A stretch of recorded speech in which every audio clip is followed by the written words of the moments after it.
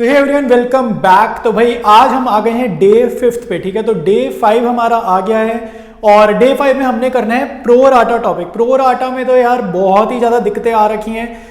समझ में ये नहीं आ रहा कि भाई अप्लाइड शेयर गिवन है तो अलॉटेड कैसे निकाल रहे हैं, कॉल्स इन एरियर कैसे निकालना है प्रो राटा के केसेस में। ठीक है, तो ये सारी चीज़ें मैं अपनी तरफ से बहुत ही कम टाइम में आपको समझा रहा हूँ। छोटा सा वीडियो बनाया है लेकिन डिटेल्ड वीडियो बनाया है। ठीक है, सारे कॉन्सेप्ट जो भी इंपॉर्टेंट चीज़ होती है प्रो राटा में वो सारी चीज़ें मैंने आपको यहाँ पर समझाई है।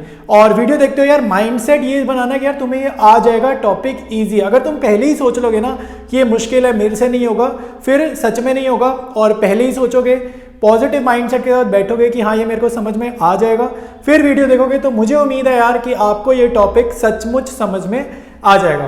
तो स्टार्ट करते हैं हम लोग आज की क्लास को। कोई भी डाउट आ रहा है आपको, आप नीचे कमेंट्स में मेरे से ज़रूर पूछो। विद इन 10 to 15 मिनट्स हम total question like 3 to 4 question हम इस वीडियो में कर लेंगे। ठीक है, और आपको प्रोराटा समझ में आ जाएगा। पहले मैं इस कॉन्सेप्ट के बारे में एक मीनिंग बता देता हूँ, इसकी क्या डेफिनेशन है वो समझा देता हूँ, और फिर हम क्वेश्चंस के थ्रू इसको क्लियरली समझ लेंगे कि कैसे वेरिएशन आती है एग्जाम्स में। ठीक है, तो अब आप देखो प्रोराटा में यूजुअली होता क्या है कि कंपनी जब एप्लीकेशंस मंगाती है ना, ठीक है, जैसे कंपनी जब एप्लीकेशन मंगाती है तो वो ज्यादा आ जाती है। ठीक है, जैसे इशू की है कंपनी ने, कंपनी कह रही है भाई खाली 100 लोग या 100 शेयर्स के लिए लोग अप्लाई करें, 100 शेयर्स के लिए लोग अप्लाई करें, बट कंपनी को एप्लीकेशन रिसीव हो जाती है 100 से ज्यादा। मान लो 110 एप्लीकेशन रिसीव हो गई। ठीक है, तो अब यहाँ पर कोई दिक्कत वाली बात नहीं होती। आपको कोई भी क्वेश्चन अगर करना है ना, आपका सारा काम होता है ये डिफरेंस पे। ठीक है, इसका आपको हमेशा डिफरेंस लेना है और सारे प्रोराटा के क्वेश्चन इस डिफरेंस के ऊपर ही चलने वाले हैं। ठीक है, तो यहाँ पर कितनी एप्लीकेशन ज्यादा आ गई, 100 के लिए मंगाया, 10 एप्लीकेशन ज्यादा आ गई, तो यानी कि 110 आ गई ना, तो 10 एप्लीकेशन ज्यादा आ गई। ये जो 10 है ना, इस पे आपका सारा क्वेश्चन वर्क करने वाला है। ठीक है, तो आपको यहाँ पे बहुत ध्यान देना कि ये डिफरेंस क्या कहा जाएगा। और दूसरी चीज यहाँ पर हमें कार्य को एक और बात याद रखनी है कि रेशो क्या है। क्वेश्चन में वो हमसे कई बार ना इनडायरेक्टली 1 मार्कर में पूछ लेगा या वैसे वो पूछ लेगा कि रेशो क्या है।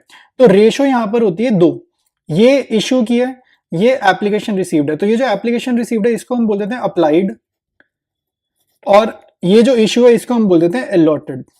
ठीक है, इसको बोल दिया अप्लाइड, इसको बोला अलॉटेड।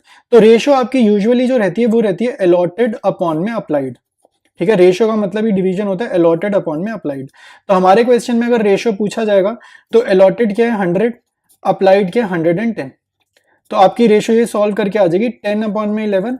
इसी चीज को हम रेशो की फॉर्मेट में लिख सकते हैं 10:11। तो आपका आंसर हो जाएगा 10:11। और क्या चीज पूछी जाती है, एक बात और पूछ लेगा वो यहाँ पर। एक पॉइंट जो आपको और ध्यान रखना है वो ये होगा कि प्रोराटा का मीनिंग ये होता है कि रिफंड नहीं करा जा रहा। ठीक है, किसी को भी कुछ भी पैसा हम लोग रिफंड नहीं करें।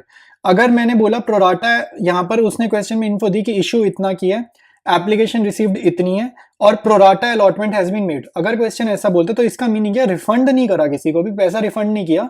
जो 10 एप्लीकेशन पे एक्स्ट्रा पैसा आ गया ना, वो आगे की इंस्टॉलमेंट्स में एडजस्ट कर दिया गया। ठीक है, तो ये इसका मीनिंग है। ये सारे क्रिटिकल पॉइंट्स मैंने आपको बता दिए। अब हम क्वेश्चंस के थ्रू, ठीक है, थ्रू क्वेश्चंस हम इस टॉपिक को बहुत अच्छे से समझ लेंगे और इतना अच्छे से समझ लेंगे कल एग्जाम में हमारे से कोई भी मिस्टेक ना हो। ठीक है, तो स्टार्ट करते हैं फर्स्ट क्वेश्चन से। पहला क्वेश्चन है, Jagbani limited offered 80,000 shares for subscription, application were receive for 1,30,000। तो अगेन आप देखो कंपनी ने ऑफर किए हैं कम शेयर्स बट एप्लीकेशन आई हैं ज्यादा। ठीक है, तो इशू कितने करें 80,000 शेयर्स, एप्लीकेशन रिसीव्ड कितनी हुई है 1,30,000 शेयर्स। तो सिंपल सी बात ये है कि ज्यादा आ गया, और यहाँ पे ये जो डिफरेंस है यही बड़ा इंपॉर्टेंट रहता है। तो ये डिफरेंस कितना है, ये डिफरेंस है 50,000 शेयर्स का। ठीक है, तो ये डिफरेंस को बहुत ज्यादा ध्यान देना होता है हमेशा क्वेश्चंस में। फिर बोल रहे हैं Amrit had applied for 52,000 share and Karam was allotted 16,000 shares. तो अमृत का गिवन इंफॉर्मेशन ही मैं लिखता जा रहा हूं। अमृत का अप्लाइड कितना है 52,000। ठीक है, और करम का अलॉटेड कितना है। ठीक है, करम का अलॉटेड मतलब उसको मिले कितने, तो करम को अलॉट हुए हैं 16,000। ठीक है, तो ये सारा डेटा हमने लिख लिया, करम को अलॉट कितने हुए, अमृत ने अप्लाई कितने किए। अब आपका क्वेश्चन देखो क्या कह रहे हैं, कह रहे हैं on the basis of above information calculate. पहले how many applications have been rejected. तो क्लियर सी बात है, क्वेश्चन में बोल रहे हैं pro rata allotment was made to all the applicants. ठीक है। तो जब भी प्रोराटा अलॉटमेंट सभी एप्लीकेंट्स को दे दी जाएगी तो इसका मतलब है रिजेक्शन हुआ ही नहीं है, तो जीरो रिजेक्शन या नो रिजेक्शन, आप कुछ भी आंसर इसका कर सकते हो। सेकेंड है what is pro rata ratio. Pro rata ratio होती है अलॉटेड रेशो अप्लाइड, ठीक है। अलॉटेड रेशो अप्लाइड क्या होगा कि अलॉट मैक्सिमम कितने होंगे, जितने इशू कर रहे हैं उतने मैक्सिमम अलॉट होंगे, तो 80,000 रेशो 1,30,000, ठीक है। तो इसी को यहां पर रफ में एक बार रजिस्टर पे कर लेते हैं, तो 80,000 रेशो का मतलब होता है डिवीजन 1,30,000, तो ये 4 जीरो से 4 जीरो हुई तो 8/13, तो हमारा आंसर हो जाएगा 8:13। अलॉटेड रेशो अप्लाइड हम यूजुअली यहां पर लिखते हैं, तो ऑप्शन सेकंड पार्ट भी हो गया। थर्ड है how many shares were allotted to Amrit. Amrit ने अप्लाई किए हैं 52,000 शेयर, ये यहाँ पे लिखा हुआ है, तो इसको अलॉट कितने हुए होंगे भाई। तो आप इसमें सिंपल सी चीज समझो, प्रोराटा में ना आप जितने भी शेयर्स के लिए अप्लाई करोगे अलॉटेड का जो आंसर आएगा ना वो हमेशा इससे कम आएगा, ठीक है। अलॉटेड का जो आंसर है वो हमेशा इससे कम आएगा, तो 52,000 एक नंबर है और मेरा जो आंसर आएगा वो 52,000 से कम आएगा। तो हमें ये समझना है कि 52,000 को मैं क्या मल्टीप्लीकेशन करूं कि मेरा आंसर 52,000 से कम है, और मल्टीप्लाई हमेशा आपको किससे करना है, ये जो रेशो निकाली है, ठीक है, ये जो हमने रेशो निकाली ना अलॉटेड रेशो अप्लाइड, इसी रेशो को यूज करते हुए हमने आंसर निकालना है। तो 52,000 को मैं क्या मल्टीप्लाई करूं कि आंसर कम है, तो डिनोमिनेटर ज्यादा होगा, 13 नीचे जाएगा, 8 ऊपर आएगा, ठीक है, ये चीज आपको समझनी है। तो ये 13 1 ज़र 4 ज़र और 32,000 हमारा आंसर हो जाएगा, ठीक है। सिमिलरली अब हमारे को नेक्स्ट पूछ रहा है how many shares were applied by करम। तो करम का तो अलॉटेड पता है, तो करम का अप्लाइड निकालेंगे, तो अप्लाइड आपको पता है कि जो आंसर होगा ना वो 16,000 से ज्यादा आएगा, क्योंकि प्रोराटा का केस है, तो अप्लाइड का आंसर 16,000 से ज्यादा आएगा। तो 16,000 को किससे मल्टीप्लाई करें कि आंसर 16,000 से ज्यादा है, और यूज क्या करना है मल्टीप्लीकेशन में, इस रेशो का यूज करना है। तो आंसर ज्यादा चाहिए ना, तो 13 ऊपर रखेंगे, 8 को नीचे रखेंगे, ठीक है। जस्ट इसको मल्टीप्लाई कर देंगे, 8 1 ज़र ये 2 ज़र, तो 13 2 ज़र 26,000 जो है हमारा आंसर आ जाएगा फोर्थ का, ठीक है। तो फर्स्ट क्वेश्चन हमने कर लिया। नेक्स्ट क्वेश्चन प्रैक्टिस करेंगे। कह रहा है Alok industries issued 20,000 shares of 10 each payable as follows on application 6 and balance on allotment, ठीक है। तो एप्लीकेशन पे कितना पैसा मिला है, 6 रुपए मिला, 10 रुपए का शेयर है, एप्लीकेशन पे कितना मिला, 6 मिला है। तो स्ट्रक्चर साथ साथ ड्रॉ कर लेंगे, 10 6 और बैलेंस ऑन अलॉटमेंट कितना हो गया, 4 रुपीज हो गया, 4 रुपीज हमने इधर लिख दिया। एप्लीकेशन रिसीव हुई 32,500 शेयर्स पर and pro rata allotment was made to the applicants of 25,000 shares. अब यहाँ पे समझने वाली बात यह है कि इशू कर रहे हैं 20,000 शेयर्स, प्रोराटा जो हो रहा है ना, प्रोराटा वो हो रहा है सिर्फ 25,000 पे, ठीक है। यानी कि 32,500 में से 25,000 को प्रोराटा हुआ, तो इनका जो डिफरेंस है उनको कुछ भी नहीं मिला, वो रिफंड हो गए, ठीक है। कंपनी ने मैक्सिमम 20,000 लोगों को ही शेयर देने, यानी कि 20,000 शेयर ही देने हैं, उन्होंने 25,000 शेयर पे प्रोराटा किया, यानी कि 32,500 माइनस 25,000 जो है, जो 7,500 है, ये तो हो गए रिफंड, ठीक है, ये तो हो गए रिफंड। 7,500 शेयर्स पे 6 रुपए हो गए रिफंड, ठीक है, ये अमाउंट हो गई रिफंड, ये आपको समझ में आना चाहिए। और प्रोराटा की जो रेशो है अप्लाइड रेशो अलॉटेड, वो बनेगी 25/20, ठीक है। अप्लाइड अपॉन अलॉटेड बोलो या अलॉटेड अपॉन अप्लाइड बोलो, एक ही बात है, ठीक है। हमें जस्ट पता होना चाहिए कि आगे मल्टीप्लाई किससे करना है। फिर वो कह रहा है all the share holders have paid the amount due up to allotment except Charnesh to whom 4,000 shares were allotted, ठीक है। तो अलॉटमेंट पर 4,000 शेयर पर पैसा नहीं मिला, ठीक है। तो यहां पर मैंने निशानी के लिए लिख दिया भाई ये हमारी एप्लीकेशन है, ये हमारी अलॉटमेंट है। तो अलॉटमेंट पर 4,000 शेयर्स पर पैसा नहीं मिला, और यहां पर याद रखना ये जो मैं नंबर लिखता हूं ना, ये हमेशा अलॉटेड नंबर लिखना है यहाँ पर, ठीक है। यहां पर हमेशा अलॉटेड शेयर्स का नंबर लिखना है, अप्लाइड का कभी भी नहीं लिखना।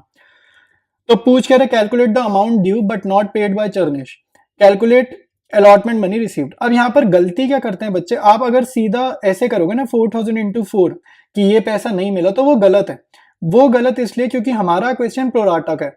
प्रोराटा का क्वेश्चन में आपको क्या करना होता है, एक स्टेप्स होते हैं वो फॉलो करने पड़ते हैं, और वो स्टेप क्या है वो हम इस क्वेश्चन में सीखेंगे, ठीक है, ताकि हमारा कॉल सिनेरियो जो यहाँ पे पैसा नहीं मिला अलॉटमेंट पर, वो हम करेक्टली निकालें, ठीक है। तो अब हम करते हैं, शीट पर चलते हैं अपनी, जिसपे प्रॉपर सॉल्व करेंगे, वर्किंग नोट बनाएंगे, वहां पर मैं आपको ये सारे स्टेप्स समझाता हूँ। क्या कर रहे हैं इस क्वेश्चन में, जब भी किसी बंदे का एरियर होगा ना, जैसे यहाँ पर किसने एरियर किया, चरनेश ने, 4000 शेयर है चरनेश के, तो इसका ना सेपरेटली सारा का सारा कैलकुलेशन आपने करना है हमेशा, ठीक है। तो जो भी पर्सन एरियर करेगा उसका सेपरेट कैलकुलेशन आपने करना है।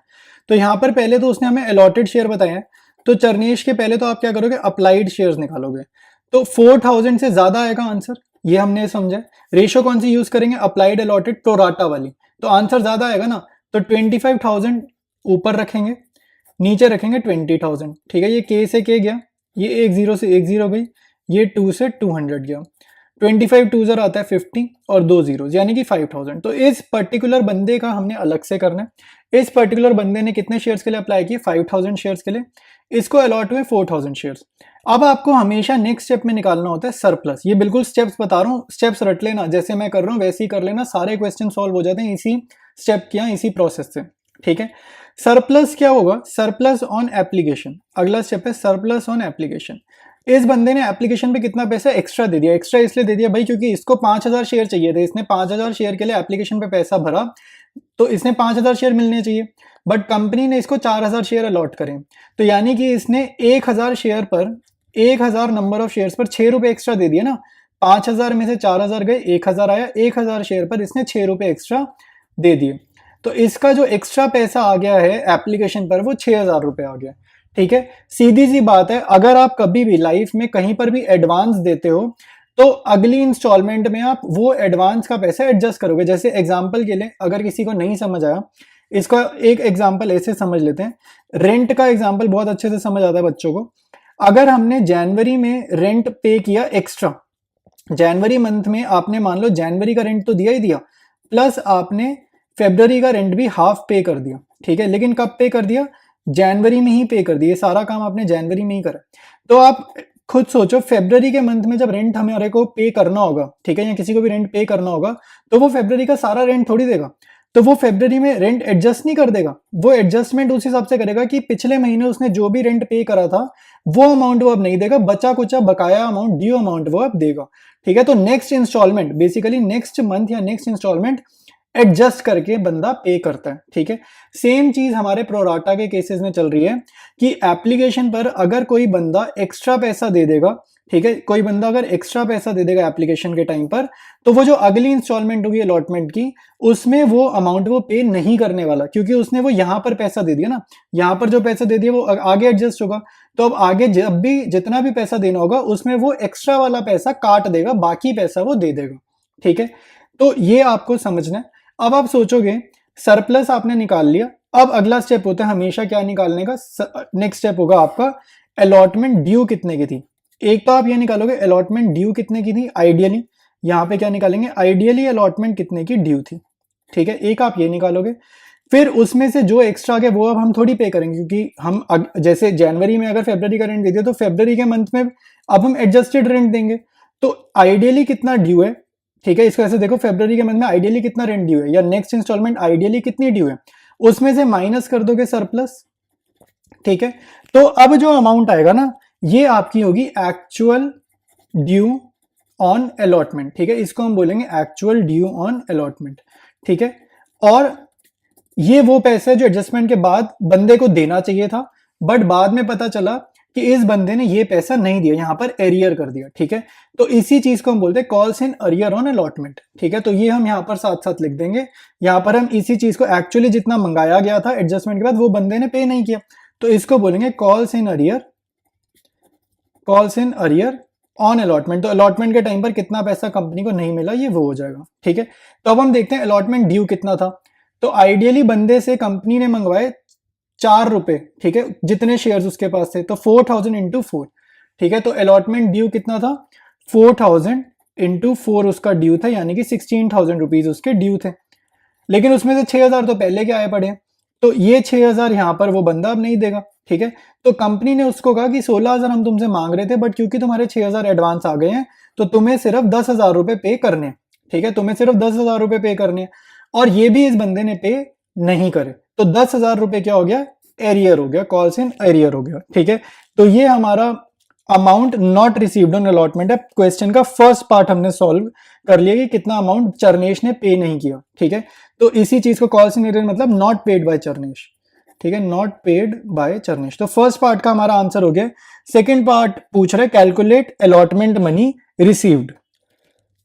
फर्स्ट पार्ट के बाद अब हम स्टार्ट कर रहे हैं सेकंड पार्ट। सेकंड पार्ट है अलॉटमेंट पर कंपनी ने पूरा कितना पैसा रिसीव किया। आप याद करो, कॉन्सेप्ट एक ही चलना है पूरे क्वेश्चन में। अगर किसी बंदे का एरियर होगा तो बंदे का अलग से सॉल्व करेंगे, कंपनी का एरियर होगा, कंपनी ने टोटल कितना पैसा रिसीव किया अलॉटमेंट में वो पूछेगा, तो कंपनी की रेशो ये वाली चलेगी। ठीक है, बंदे का जब कर रहे थे तो हम उसका इंडिविजुअल अलॉटेड और इंडिविजुअल अप्लाइड यूज कर रहे थे। अब कंपनी ने अलॉटमेंट पर कितना पैसा रिसीव करा है या नहीं रिसीव करा है वो निकालने के लिए हमारे को कंपनी की रेशो कितना इश्यू किया, कितना अप्लाई किया वो निकालेंगे। ठीक है, तो दोबारा से मैं ये स्ट्रक्चर ड्रॉ करूं नेक्स्ट पेज पर ताकि आपको कॉन्सेप्ट अच्छे से समझ आ जाए। इसमें हम निकालेंगे अमाउंट रिसीव्ड ऑन अलॉटमेंट। तो आपको ऐसे समझना है कि कंपनी को मैंने ना प्रोराटा वाला करा है रेशो, यहाँ पे वो रिफंड वाला तो हटा ही दिया। ठीक है, 7500 शेयर्स रिफंड हो रहे थे वो तो इग्नोर कर दिया। 25,000 शेयर्स पे प्रोराटा हुआ है 20,000 का। अगेन इसका डिफरेंस बड़ा काम आता है हमेशा। डिफरेंस क्या है इसका? 5,000। ठीक है, डिफरेंस काम आता है।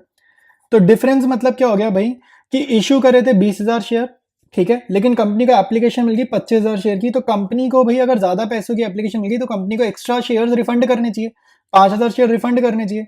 बट कंपनी क्या कर रही है? रिफंड वाला तरीका नहीं अपना रही। कंपनी कह रही है कि अगली इंस्टॉलमेंट ना हम लोगों से कम पैसों की ले लेंगे, हम अभी सबको अलॉट कर रहे हैं, अगली इंस्टॉलमेंट हम कम पैसों की ले लेंगे। तो आप खुद सोचो, आइडियली अलॉटमेंट ड्यू कितने की थी? सेम प्रोसेस रहेगा। अलॉटमेंट ड्यू आइडियली कितने की ड्यू थी? ठीक है, आइडियली ड्यू उतने की होगी जितने शेयर्स हम अलॉट कर रहे हैं। तो हम 20,000 शेयर अलॉट कर रहे हैं, 4 रुपए मंगाएंगे, तो 20,000 मल्टीप्लाइड बाय 4। तो यहाँ लिखेंगे 20,000 मल्टीप्लाइड बाय 4, यानी कि आइडियली कंपनी को कितने पैसे मिलने चाहिए अलॉटमेंट पर? 80,000 मिलने चाहिए। ठीक है, लेकिन एप्लीकेशन पे आप देखो 5,000 शेयर, ये जो एक्स्ट्रा है ना, 5,000 शेयर पर 6 रुपए एक्स्ट्रा आ गए। तो अगेन वो जो सरप्लस है ना, सरप्लस सेम प्रोसेस है जैसे पिछला क्वेश्चन की है। ठीक है, पिछला पार्ट की है, सरप्लस रिसीव्ड ऑन एप्लीकेशन, इसको आप सब्ट्रैक्ट करोगे तो सरप्लस कितना हमने रिसीव किया? ये देखो, ये ऊपर मैं स्ट्रक्चर दोबारा देख रहा हूँ, 5,000 शेयर, इनका डिफरेंस होता है 5,000 शेयर पे 6 रुपए एक्स्ट्रा रिसीव करें। ठीक है, तो वो आप यहां पर लिखोगे 5,000 शेयर्स पर 6 रुपए एक्स्ट्रा रिसीव करें, यानी कि कितने एक्स्ट्रा रिसीव करें? 30,000। तो 80,000 में से 30,000 अगर पहले ही रिसीव कर लिए तो अब कंपनी को कितना पैसा मिलना चाहिए? 50,000 रुपए मिलने चाहिए। ठीक है, तो आइडियली कंपनी को अब अलॉटमेंट के टाइम पर कितने मिलेंगे? 50,000, क्योंकि 30,000 पहले एडवांस लेकर बैठ गई ना, एक्स्ट्रा पैसा लेकर बैठ गई, तो वो कट जाएगा। अब हमने क्या करना है, इसमें से आपने सब्ट्रैक्ट करना है कॉल्स इन एरियर। ठीक है, जो फर्स्ट पार्ट में कॉल्स इन एरियर था चरनेश वाला, कि चरनेश ने कितना पैसा नहीं दिया, तो चरनेश ने 10,000 रुपए नहीं दिए थे, ये हमने कैलकुलेट किया था पिछले पार्ट में। ये फर्स्ट पार्ट में हमने सॉल्व किया, वर्किंग नोट एक तरीके से फर्स्ट पार्ट वाला, अभी पिछला पार्ट सॉल्व किया। तो कंपनी को मिलने 50,000 चाहिए थे, 10,000 चरनेश के नहीं मिले, तो बाकी 40,000 जो है वो कंपनी को मिले हैं अलॉटमेंट पर। तो ये हमारा हो जाएगा अलॉटमेंट मनी रिसीव्ड। ठीक है, तो कंपनी को अलॉटमेंट मनी रिसीव्ड कितना हो जाएगा? 40,000। इस तरीके से आपने कैलकुलेशन करनी है प्रोराटा के क्वेश्चंस में।